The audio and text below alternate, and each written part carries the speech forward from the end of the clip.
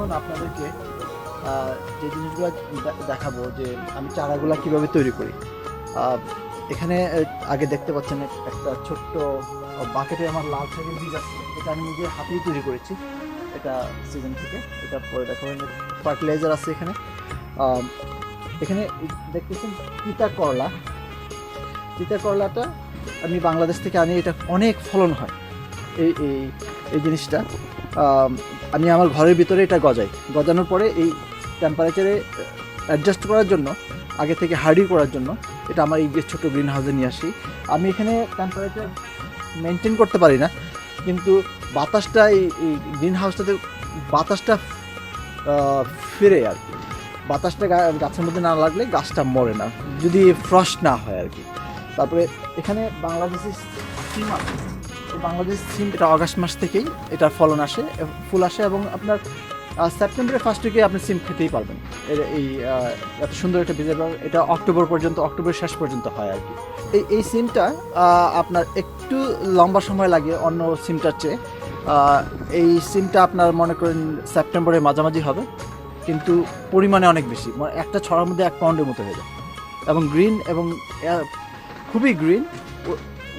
প্রথম যে সিমটা দেখালাম এটা একটু চাপটা, বাংলাদেশের সিলেটে যে সিমটা হয় আর কি, এটাকে কী বলে, কাজুরি সিম বলে ওইটা। আর এটা একটু লম্বা, টাইকিয়া মাছ আছে যেরকম, ওরকম আর কি একটা সিম আর কি, গ্রিন এটা। তারপরে এখানে এটাও বাংলাদেশ থেকে আনা, এটা একটা কুমড়া, চাল কুমড়া বলে। এটাও খুব সুন্দর, এখানে খুবই ফলে। আপনার এটা লাগাতে পারেন, কিন্তু এটা খুব সেন্সিটিভ, তার টেম্পারেচার খুব সেন্সিটিভ।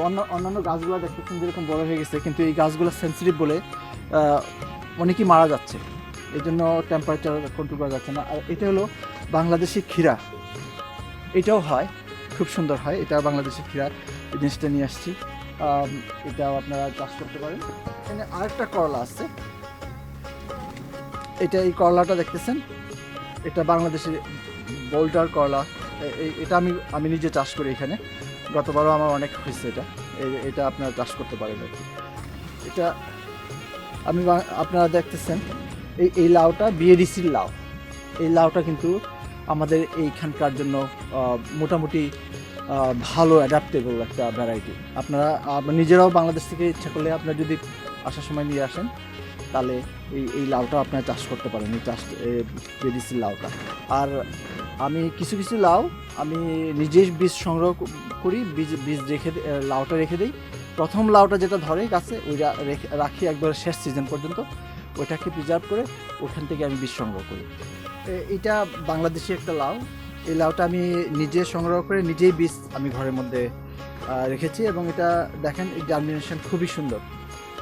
আপনি যদি সিজনের প্রথম লাউটা যদি আপনি রাখতে পারেন, এবং সিজনের শেষ গাছটা যখন মারা যাবে তখন যদি হারভেস্ট করেন, করে ঘরের ভিতরে আপনি রেখে দিলে, আপনার একটা প্রসেস আছে, সেটা আমি পরে বলে দিতে পারবো যদি আপনারা চান। তাহলে ওখান থেকে বীজটা সংগ্রহ করলে, এবং সংগ্রহ করে ভালো করে শুকায় আপনি যদি ফ্রিজারের মধ্যে রেখে দেন, তাহলে বীজটা আপনি কয়েক বছর পর্যন্ত লাগাতে পারবেন।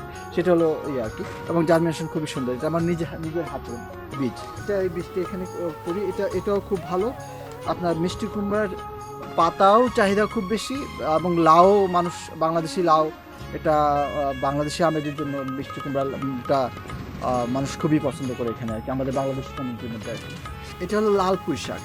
লাল পুঁই শাকটাও আমাদের লাল শাকের মতোই খুবই সমাদৃত এখানে আমাদের কমিউনিটির মধ্যে।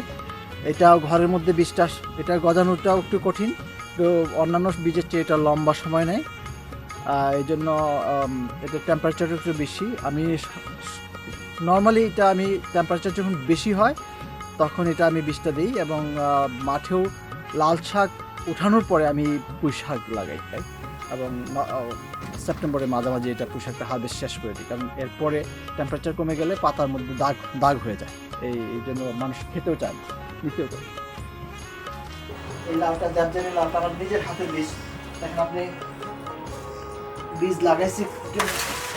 আপনি যদি বীজ সংগ্রহ করতে পারেন নিজের হাতের, তাহলে আপনি সহজেই গজাবেন। সব দেখেন নিচের থেকে কিরকম করে গজাচ্ছে, সব মাটি দেখেন ওটা উঠে আসতেছে